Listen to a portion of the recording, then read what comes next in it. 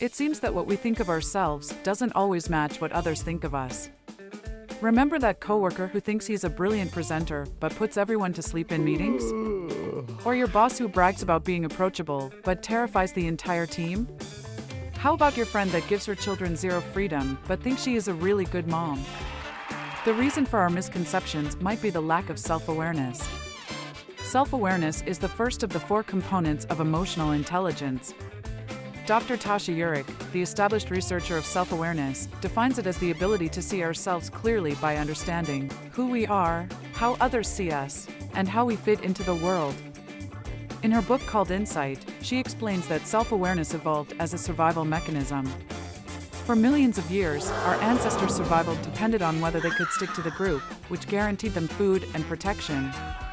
In modern times, when our survival depends a little less on the community, there has been a significant drop in self-awareness.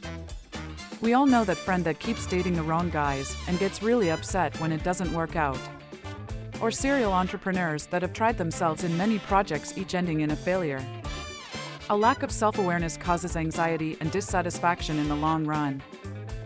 Luckily, Dr. Eurich says, self-awareness is a highly trainable skill. She gives the following guidelines to those who want to increase their self-awareness. First, practice taking perspectives. Richard Weisbord calls it zoom in, zoom out technique. To successfully take others' perspectives in highly charged situations, Weisbord advises, we should start by zooming in on our perspective to better understand it. Next, we should zoom out and consider the perspective of the other person. This simple exercise can shift our focus from our personal experiences and make us more objective. Another strategy is rephrasing what we think. Many of us try to analyze our actions and feelings by asking, why do we or other people feel something?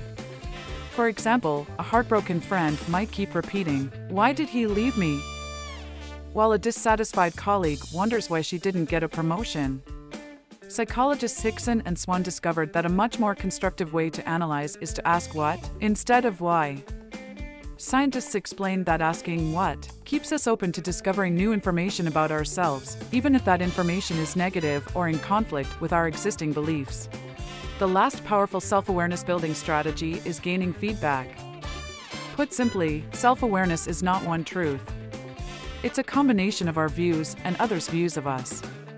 Other people generally see us more objectively than we see ourselves, and pretty much the only way to understand how others perceive us is to ask them.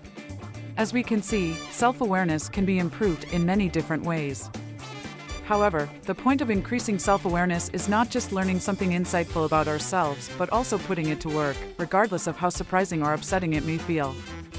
As the author, Marianne Williamson, once said, it takes courage to endure the sharp pains of self-discovery, rather than choose the dull pain of unconsciousness that would last the rest of our lives. Thanks for watching. If you liked this video, consider following us on social media or visit our website at lxlabs.org.